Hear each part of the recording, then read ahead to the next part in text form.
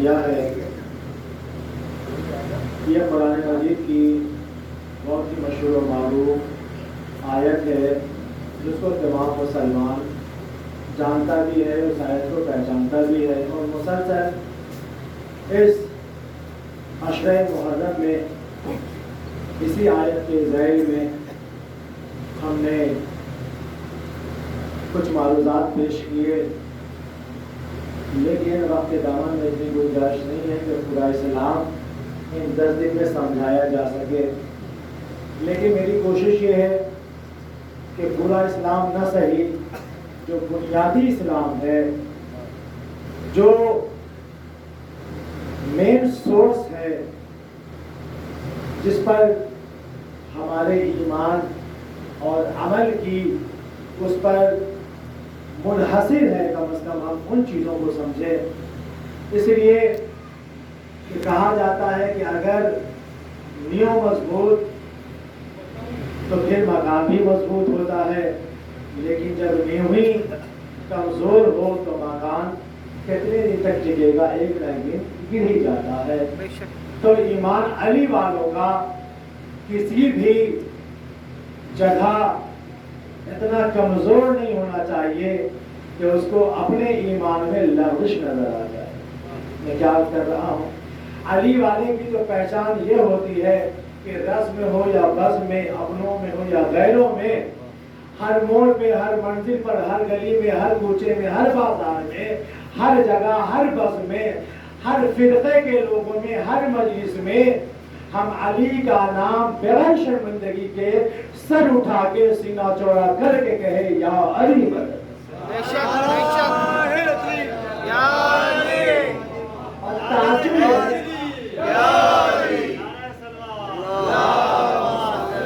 تعجب یہ ہے کہ ہم شرماتے ہیں، ارے علی کا نام تو غیر بھی لیتے۔ بے شک فقیر سے پوچھا گیا بھائی تو علی ہی کے نام پر کیوں مانگتا ہے، توجہ چاہتا ہے۔ ہمارے سماج میں سب سے پست قوم، سب سے پست گروہ کا نام کیا ہے؟ فقیر۔ فقیر کو اچھی نظر سے نہیں دیکھا جاتا، لیکن جو چالاک فقیر ہے وہ علی کے نام پہ مانگتا ہوا دکھائی دے گا۔ اس سے پوچھو تو صحیح بھائی تو علی ہی کے نام پر کیوں مانگتا، تو جواب دیتا ہے میں فقیر ضرور ہوں، میں فقیر ضرور ہوں، بے وقوف نہیں ہوں۔ میں فقیر ضرور ہوں، بے وقوف نہیں ہوں۔ اتنا تو مجھے بھی پتا ہے کہ صرف علی کے نام پہ مانگا جاتا ہے، جو خود بھکاری ہو اس کے نام پہ نہیں مانگا جاتا۔ سبحان اللہ سبحان اللہ سبحان اللہ۔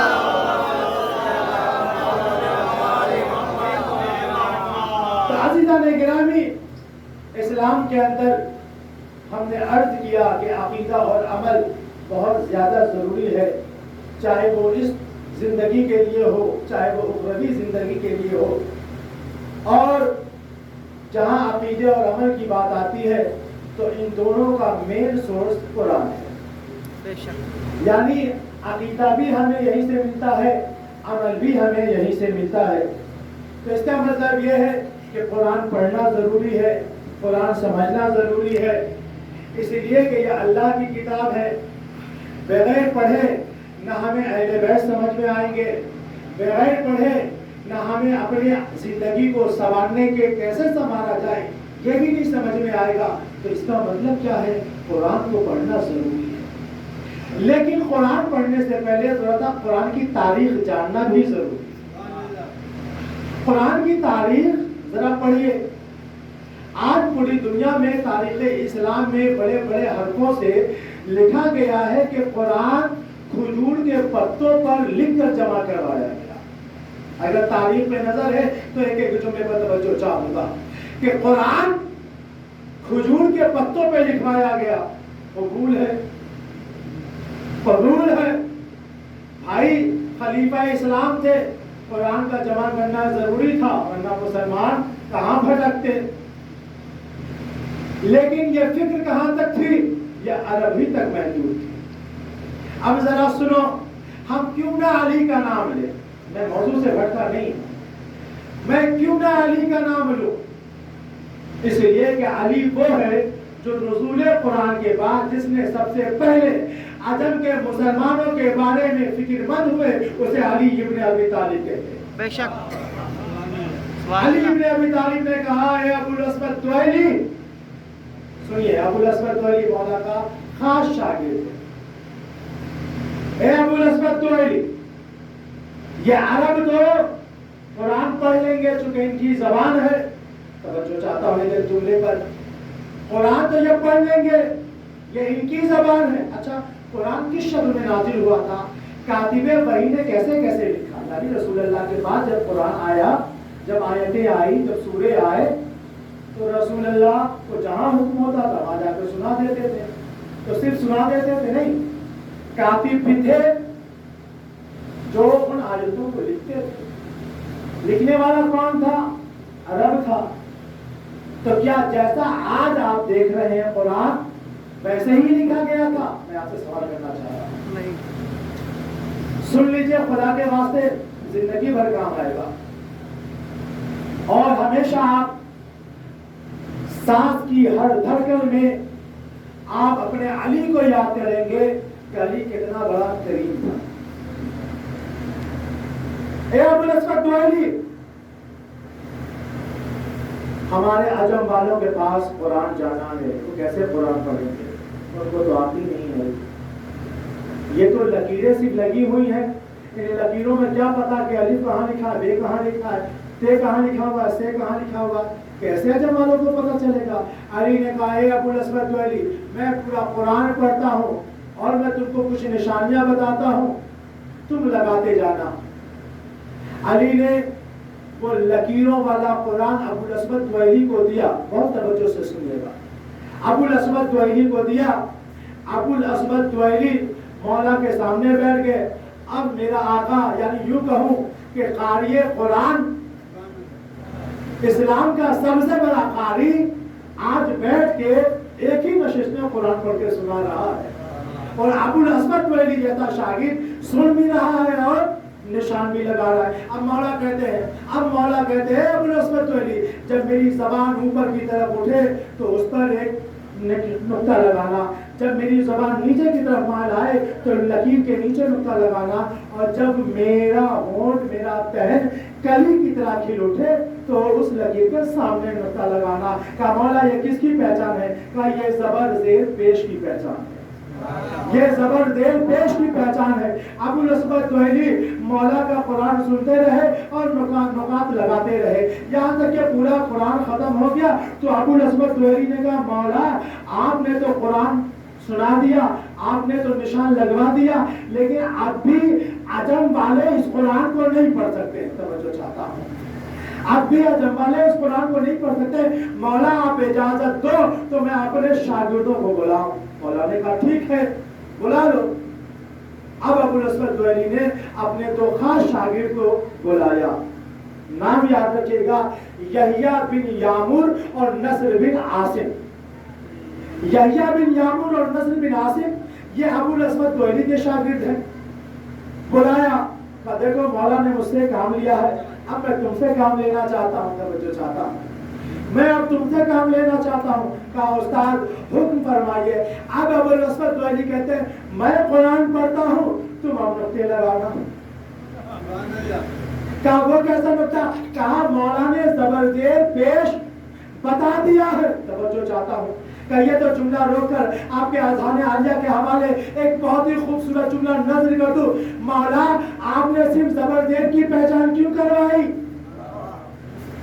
मौला आपने सिर्फ जबरदेर की पहचान क्यों करवाई, नुक्तों की क्यों नहीं करवाई? तो अजब नहीं मौला आवाज है, जिसको सबर करना था हमने सबर कर दिया, जिसका कुरान ने ज़ेर करना था उसे हमने ज़ेर कर दिया। एक सलावत भेजिए मोहम्मद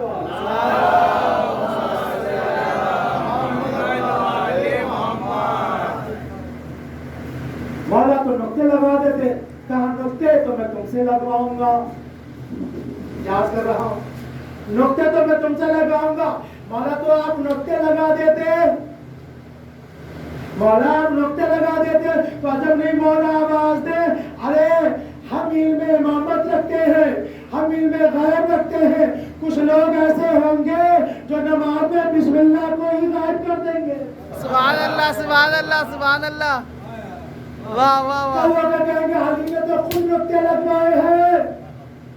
وہ خود کہہ رہا ہے انا نقطہ تو تحت الماء. بے شک بے شک. بسم اللہ کے نیچے جو نقطہ ہے وہ نقطہ میں ہوں. سبحان اللہ.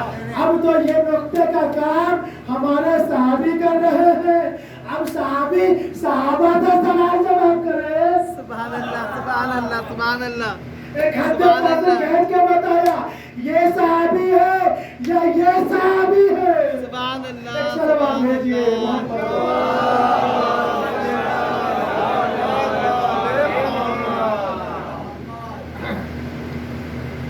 ابو الاسود دؤلی نے یحییٰ بن یعمر اور نصر بن عاصم کو بلایا اور کہا دیکھو حمزہ وصل کو سبز رنگ سے رنگ دینا, حمزہ قطع کو زرد رنگ سے رنگ دینا.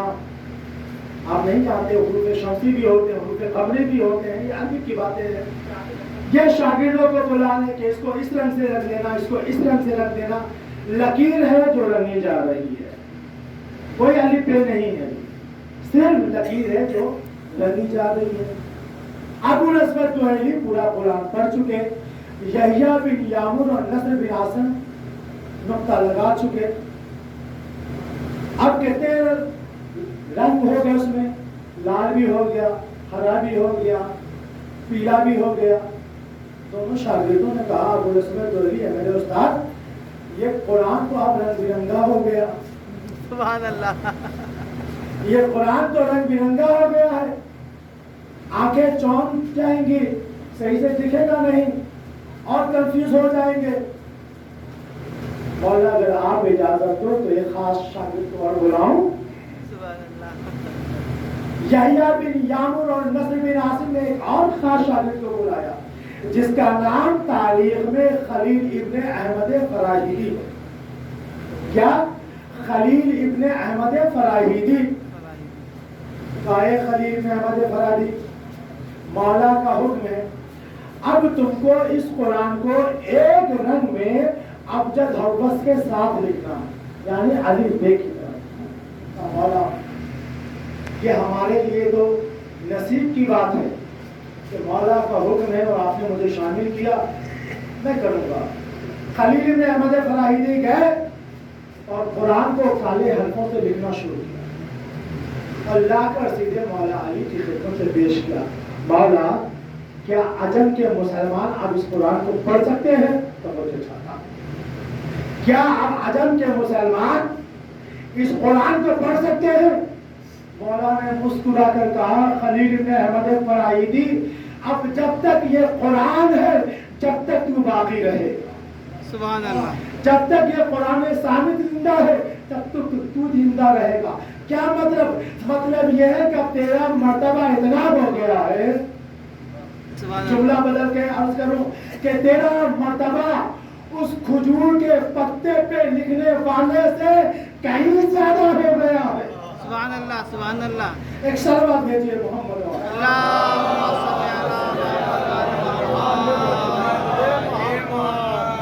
تو عجم کے مسلمانوں کو تو کم از کم نمک حلالی کرنی چاہیے. عجم کے مسلمانوں کو تو نمک حلالی کرنا چاہیے کہ اگر علی نے فکر نہ کی ہوتی تو اس عجم کے اندر نہ حافظ ہوتا نہ قاری ہوتا. سبحان اللہ سبحان اللہ. علی کا احسان مانو کہ علی نے عرب کے ساتھ ساتھ عجم کی بھی فکر کی. اور آج اسی عجم کے اندر دشمنان علی زیادہ ہیں. اسی عجم کے اندر طرح طرح کے فتوے لگتے ہیں. اسی عجم کے اندر علی کے چاہنے والوں کے اوپر کبھی بم کبھی بندوقیں چلتی ہیں, لیکن ان کو کیا پتا یہ علی والے ایسے ہیں جو کبھی کسی سے ڈرتے نہیں. چونکہ ہم نے علی کو کسی چھتے کے نیچے سے نہیں پایا, ہم نے علی کو غدیر کے میدان سے پایا. ایک صلوات بھیجیے محمد.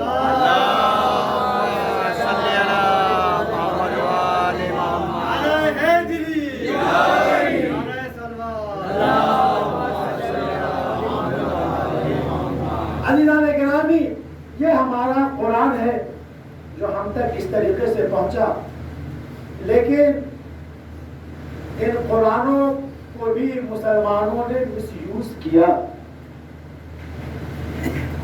اس قرآن کو بھی جنگ صفین میں یوز کیا گیا. جب دیکھا کہ اب علی سے جیت نہیں سکتے تو جزدانوں میں پتھر بھر بھر کے نوکے نیزہ پہ بلند کر دیا اور کہا حاضر قرآن. لیکن علی اپنی جنگ روک نہیں رہے تھے. مالک اشتر نے پوچھا مولا جنگ کیوں نہیں روکتے؟ کہا تجھے علی پہ یقین ہے کہ نہیں؟ ان جزدانوں میں قرآن نہیں پتھر ہے، تو ہم علی والے ہیں. ہم یہ دیکھتے ہیں کہ جزدان کے اندر ہے کیا، ہم نے یہ نہیں دیکھتے کہ صرف جزدان ہے. تو ہم تاریخ اسلام میں بڑے بڑے شخصیتوں کی آبا قبا نہیں دیکھتے.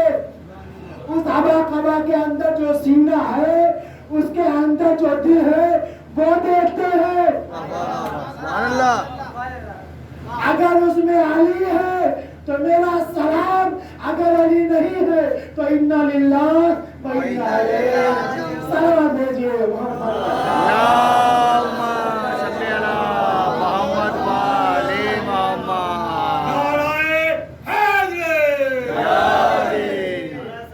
آپ کو پتا ہے نا سلام کا جواب، سلام کسے کیا جاتا ہے؟ پہلے تو یہ سن لیجیے، کس کو کیا جاتا ہے؟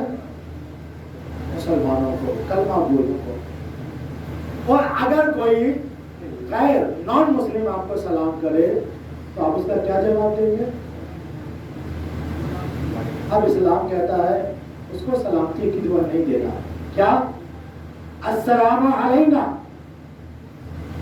سلام علیکم کا جواب وعلیکم السلام نہیں ہوگا. میں بچوں کے لیے عرض کرتا ہوں، نان مسلم اگر آپ کو کوئی اسی لہجے میں عربی میں کہتا ہے السلام علیکم تو وعلیکم السلام، اسلام اجازت نہیں دیتا ہے کہ آپ اس کو وعلیکم السلام کہو. اسلام کیا کہتا ہے؟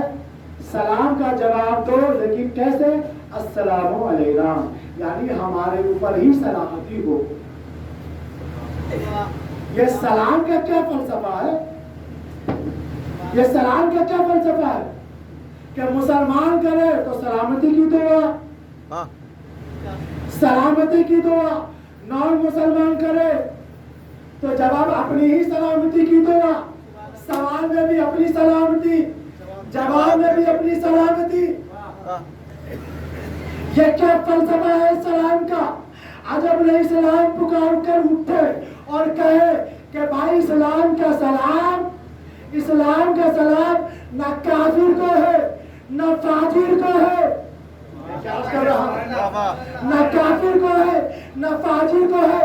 تو اب اگر میں گلیوں کوچوں میں کسی کو سلام نہ کروں تو ظاہر میں مت جانا، باطن میں جانا. یا علی حب کا تقویٰ و ایمان بغض کا کفر و نفاق. یا علی تیری محبت ایمان ہے تو اس کا دشمنی رکھنے والا منافق ہے، منافق ہے. یا علی حب کا تقویٰ والایمان وبغض کا کفر و نفاق. بات سے بات نکلتی جا رہی ہے کہ علی کی دشمنی میں 2 سرٹیفکیٹ. مجھے کوئی ایسی حدیث رسول دکھا دو، میں عالم اسلام کو چیلنج کرتا ہوں کہ اللہ نے رسول کے بارے میں کہا ہو کہ جو رسول کو نہیں مانے گا اس کو میں کافر بھی بناؤں گا، فاسق بھی بناؤں گا. کیا کر رہا ہوں؟ رسول کے بارے میں کوئی ایسی حدیث دکھا دو بغض کا کفر و نفاق کہ یا رسول جو تجھ سے دشمنی کرے وہ کافر بھی ہے، منافق بھی ہے.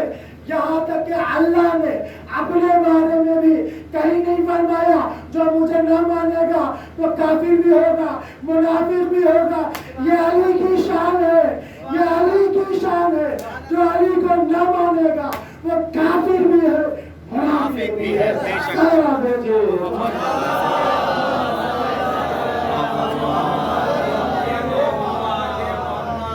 تو عزیزان گرامی، علی کی محبت میں تو اللہ کمپرومائز کرنے کے لیے تیار نہیں ہے۔ تو ہم مسلمان کون ہوتے ہیں؟ ذرا آہستہ بولو، کوئی سن لے گا۔ زمانہ پورا شوب ہے، کوئی ہمیں پیچھے سے مروانا دے۔ ہاں، عجیب عجیب باتیں ہوتی ہیں، آہستہ جاؤ، سفر پہ جا رہو، یہ مت کرنا، وہ مت کرنا۔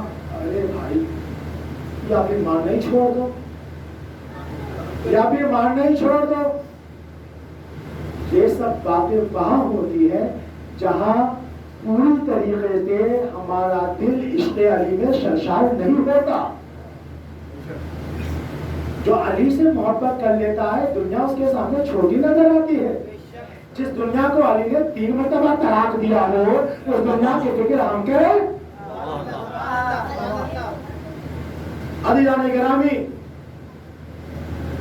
یہ قرآن ہے، قرآن کو سمجھنے کی کوشش کریں، قرآن کے ترجمے کو پڑھیں، پھر عربی میں قرآن پڑھیں۔ خدا کی قسم، جو اللہ ہم سے چاہتا ہے، جو اہل بیت ہم سے چاہتے ہیں، آپ کو خود احساس ہوگا کہ اب قرآن ہم سے کیا کہہ رہا ہے، ہم کیسی زندگی گزار رہے تھے، اب ہم سمجھ لیں اس قرآن کو تو ہم اپنی کیسی زندگی گزارے۔ دنیا کو دیکھ کر اپنی زندگی کو چینج مت کیجیے، دنیا کو دیکھ کے اپنی زندگی کو عوض مت کیجیے، مت بدلیے۔ آپ دیکھیے قرآن آپ سے کیا کہہ رہا ہے، اہل بیت آپ سے کیا کہہ رہے ہیں، آپ ایمان کے کس درجے میں ہیں۔ آپ اپنے آپ کو ذرا تول کر دیکھیے کہ ہم ایمان کے کس درجے میں ہیں۔ عزیزان گرامی، ایمان کو اگر پکا کرنا ہے، اپنے ایمان کو 90 اور 10 درجے کی بلندی تک لے جانا ہے تو 3 چیزیں اپنے دل کے اندر ہمیشہ کے لیے بیٹھا لو۔ کل میں نے کہا تھا ایک کا نام فدق ہے، دوسرے کا نام غدیر ہے، تیسرے کا نام کربلا ہے۔ ان تینوں چیزوں کو اپنے دل میں اس طریقے سے بٹھا لو کہ جب بھی فدق کا نام سنو تو غاصبوں پہ لعنت کرو، جب غدیر کا نام سنو تو منافقوں پہ لعنت کرو، جب کربلا کا نام سنو تو شہیدوں پہ لعنت کرو۔ محمد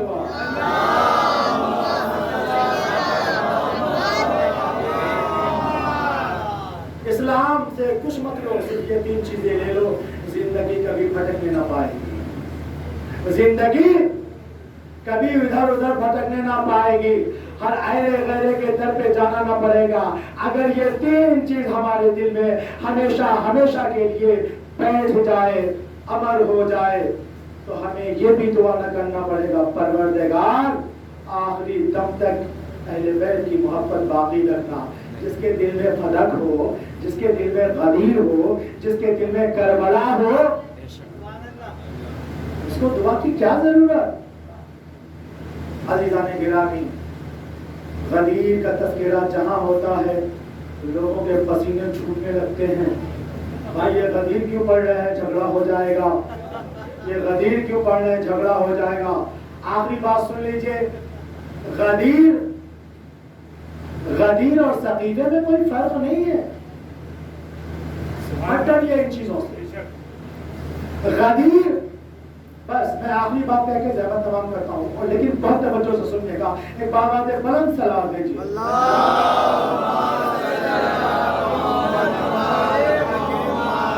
بالکل 2-4 والی جیسے ہر بچے کو سمجھ میں آ جائے، آج میں ویسے ہی غدیر اور سقیفے کو آپ کے سامنے رکھتا ہوں اور دیکھتا ہوں وہ کون انسان ہے جو آتا ہے ہم سے لڑنے کے۔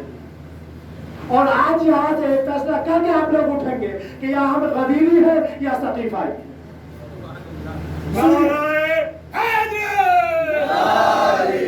سنیے، چونکہ آپ ایام عشر محرم بہت زیادہ قریب ہے، فضائل کا موقع نہیں ملے گا، آپ سن لیجیے تھوڑا سا۔ غدیر ہے کیا؟ غدیر کیا ہے؟ کیا ہوا؟ کیسا واقعہ ہے؟ آپ جانتے ہیں ہمارے آقا نبی صحابیوں کے ساتھ حج کرنے کے لیے چلے گئے. حج کی واپسی پہ آئے, کیا ہوا؟ مجمع کو روکا, بنا دیا. اچھا واقعہ میں نہیں پڑھوں گا, سیدھا دکھاتا ہوں, تصویر تھوڑی سی دکھاتا ہوں. غدیر کیا ہے؟ یا ایھا الرسول بلغ ما انزل الیک من ربک فإن لم تفعل فما بلغت رسالتہ واللہ یعصمک من الناس. یعنی حکم قرآن, میں ترجمہ بھی نہیں کروں گا, جلدی جلدی بتاؤں. یعنی غدیر حکم قرآن, حکم خدا. لانے والا کون ہے؟ آیت جبریل امین. غدیر کے میدان میں اس آیت کی تکمیل کرانے والا کون ہے؟ رسول کریم. اور توجہ چاہتا ہوں, اس آیت کی تکمیل کرانے والا کون؟ رسول کریم. بیعت کرنے والے بخین بخین کہہ کے کون؟ صحابہ کرام. تازہ تازہ حج کر کے پڑھتے ہیں. مسلمان ہونے میں ذرہ برابر بھی شک نہیں ہے. یہ حج کر کے ویسے ہے, حدیث ہے بھائی, کوئی مذاق نہیں ہے, کہ حج جو انسان کر لیتا ہے وہ ایسے ہی ہو جاتا ہے گناہوں سے پاک جیسے ماں کے بدن سے تازہ تازہ پیدا ہوا. تو ہو گیا نا, تازہ تازہ مسلمان ہے, دامن پہ ایک گناہ کا کچھ بھی نہیں ہے. تو اب غدیر کے میدان میں دیکھو, یعنی اللہ ہے, توجہ چاہتا ہوں, اللہ ہے, اللہ کا حکم ہے, اللہ کا رسول ہے, اللہ کا قرآن ہے, جبریل امین ہے, صحابہ کرام ہے. آئیے سقیفے میں ذرا دیکھیں, سقیفے میں کیا ہے؟ نہ اللہ ہے, نہ اللہ کا حکم ہے, نہ اللہ کا قرآن ہے, نہ اللہ کا رسول ہے.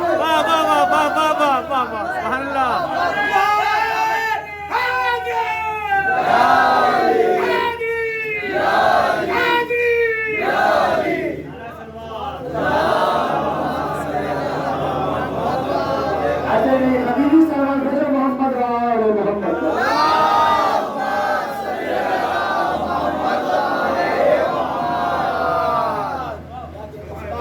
نہ اللہ ہے, نہ اللہ کا حکم ہے, توجہ سے سنیے گا, نہ اللہ کا قرآن ہے, نہ اللہ کا رسول ہے, نہ جبریل امین ہے.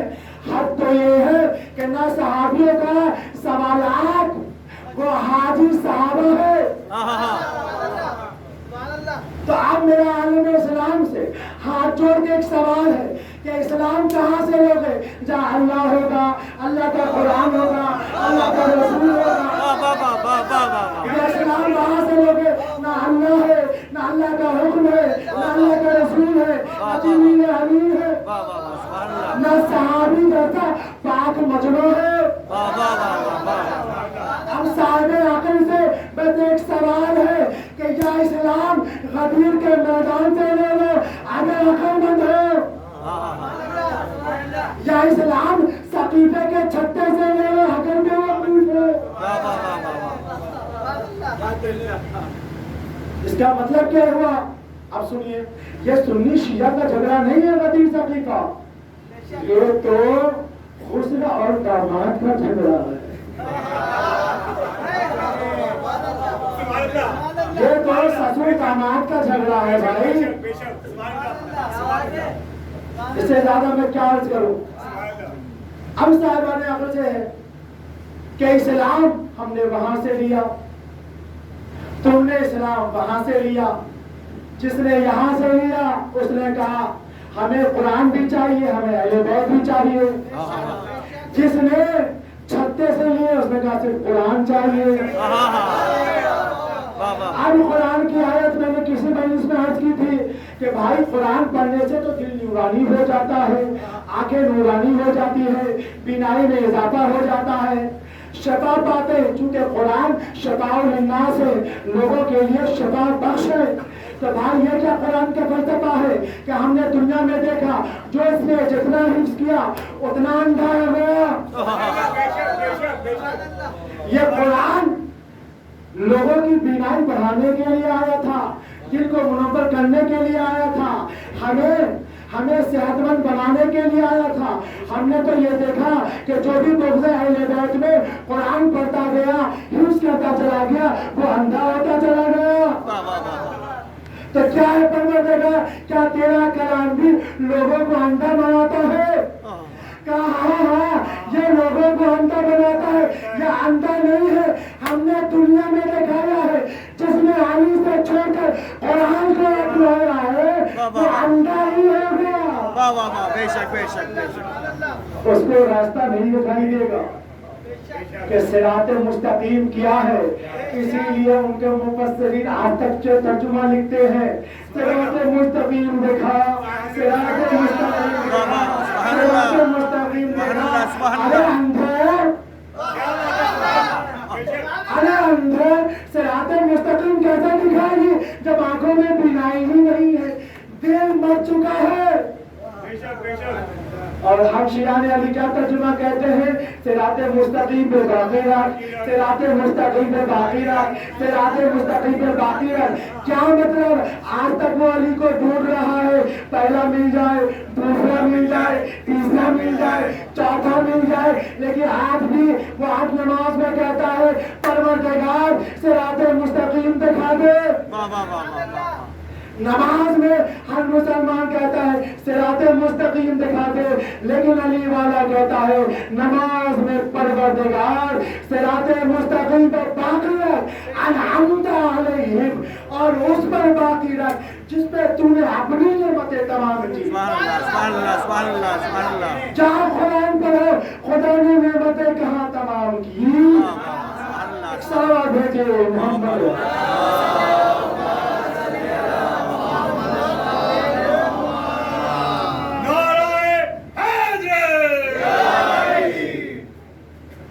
جن احمقوں نے حکم غدیری بھلا دیا، جن احمقوں نے حکم غدیری بھلا دیا، جو پھر گئے رسول سے پیمان باندھ گئے۔ جن احمقوں نے حکم غدیری بھلا دیا، جو پھر گئے رسول سے پیمان باندھ کے، اللہ کی زمین انہیں دیتی نہیں پناہ، پھرتے رہے وہ شہر میں سامان باندھ کے۔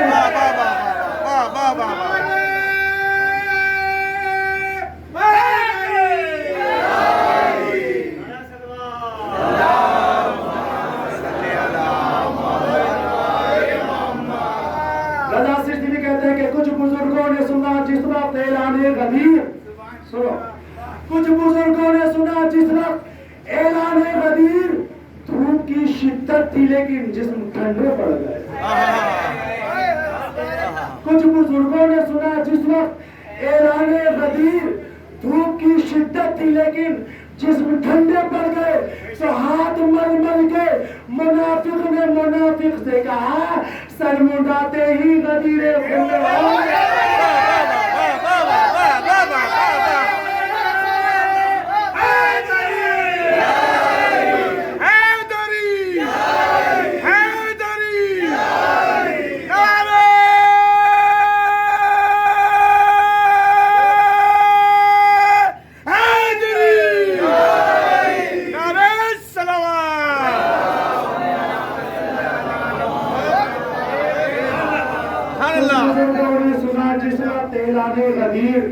دھوپ کی شدت تھی لیکن جسم ٹھنڈے پڑ گئے، ہاتھ مل مل کے منافق نے منافق سے کہا سر منڈاتے ہی غدیر خود میں روئے پڑ گئے۔ سنیے غدیر سناتا ہوں، ایک صلوات بھیجے محمد وآلہ محمد۔ آج حسن کے لال کے صدقے میں اس مجلس کو میراث کروانی ہے، ایک صلوات بھیجے محمد وآلہ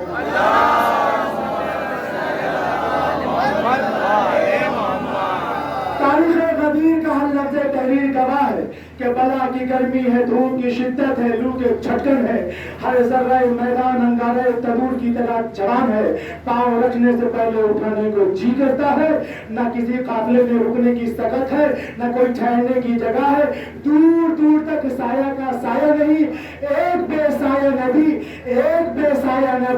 سایہ رکھنے والوں سے کہہ رہا تھا رکو، ٹھہرو، اترو، دیکھو، سنو، پھر سمجھو۔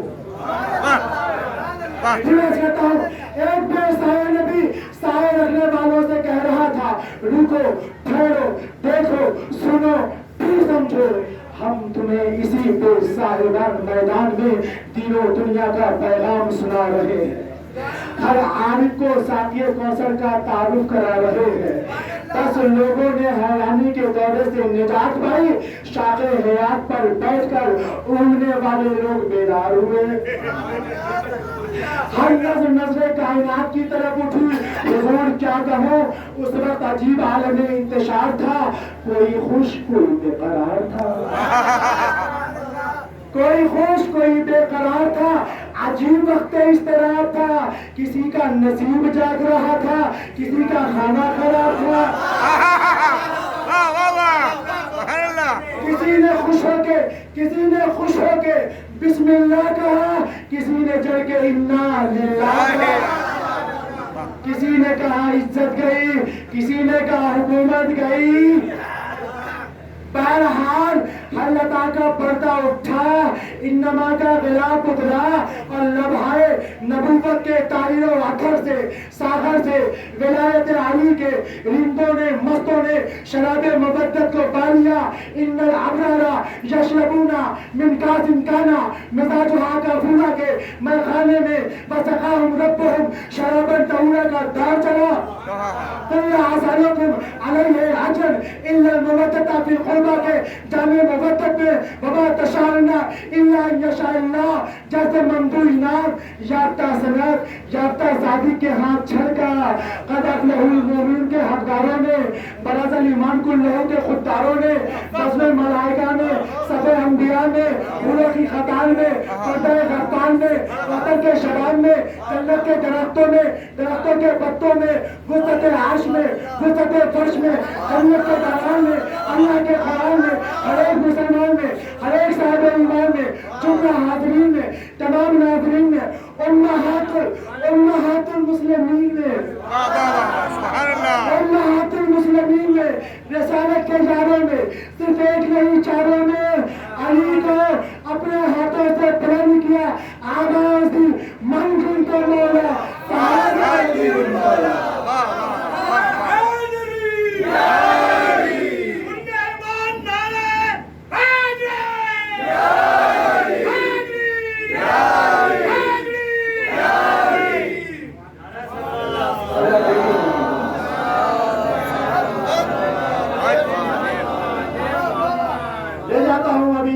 معراج پر تمام شیعان علی فقہ جعفری سے تعلق رکھتے ہیں تمام شیعان علی فقہ جعفری سے تعلق رکھتے ہیں شعر پڑھتا ہوں سمجھنا آپ کا کام ہے کہ برود محشر کہیں گے ہنس کر ہر ایک مومن نے یہ فرشتے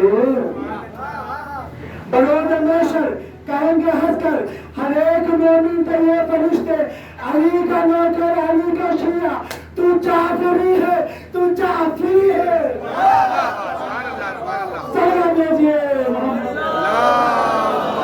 صلی اللہ محمد وآلِ محمد جزاک اللہ سبحان اللہ عزیزان گرامی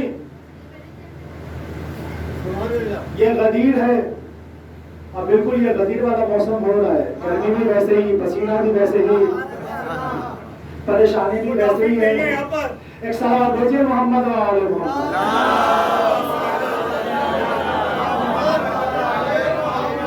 بھائی غدیر کا ضروری نہیں ہے تپتا ہوا سورج چاہیے کیا کر رہا ہوں منافقوں کے لیے علی ہی وہ تپتا ہوا سورج ہے جو پسینے بھی جان دیتا ہے سبحان اللہ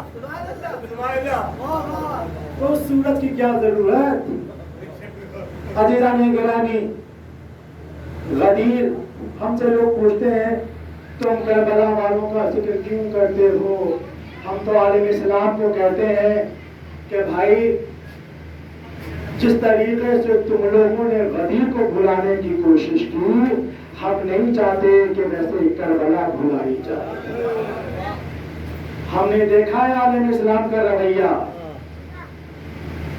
فدق پہ بھی مٹی ڈالنے کی کوشش کی غدیر پہ بھی مٹی ڈالنے کی کوشش کی حسین ابن علی نے کہا ہم کربلا ایسی آباد کریں گے کہ فتح بھی زندہ ہوگا، قدیر بھی زندہ ہوگا۔ اس مجلس کے تصدق سے آج اسلام زندہ ہے، ہر مومن زندہ ہے، ہر علی کا چاہنے والا زندہ ہے۔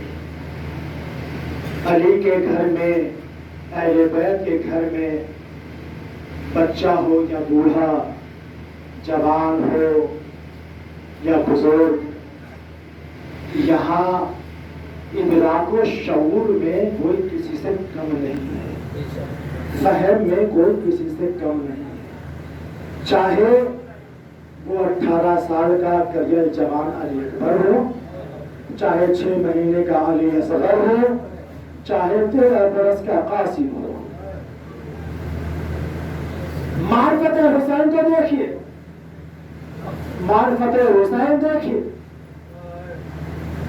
حسن کا لال قاسم، فروا کا نور نظر قاسم۔ ہاں، یہ حسن کا یتیم قاسم ہے۔ عزیزوں سننا، آج دنیا میں جب کسی یتیم بچے پہ نظر پڑتی ہے نا، جب دنیا میں کسی یتیم بچے پہ نظر پڑتی ہے نا، تو دل فوراً موم ہو جاتا ہے، جی چاہتا ہے کہ اس کے لیے ہم کچھ کر جائیں، جی چاہتا ہے کہ اس کی آرزو پوری کی جائے۔ لیکن یہ 13 برس کا قاسم ہے، 13 برس کا قاسم ہے، اپنی آنکھوں سے اس قاسم نے اپنے بابا کے جنازے پر تیر دیکھے۔ جب حسن کا جنازہ قبرستان سے واپس آیا، زینب رو رہی ہے، بھاڑے مار کے ام کلثوم کو رو رہی ہے، فرمایا قاسم کو پکڑ کے رو رہی ہے، اے قاسم، آج تو جلال ہوتا تو اپنے بابا کا بدلہ لیتا۔ سنیں گے قاسم نے کیا کہا؟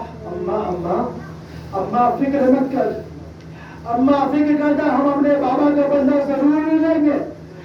اور اماں سن، یہ بابا ہے، بابا کا جنازہ کم از کم قبرستان سے واپس تو آ گیا، لیکن جب تیرا بیٹا میدان قتال میں جائے گا تو قاسم نہیں تقسیم ہو جائے گا۔ اماں آنے تو دے کربلا، اماں آنے تو دے کربلا کہ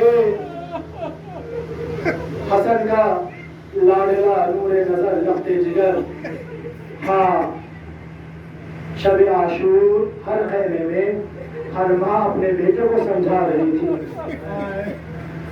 ام لیلا علی اکبر کے ظلموں کو سوار کے بار بار دیکھ رہی تھی۔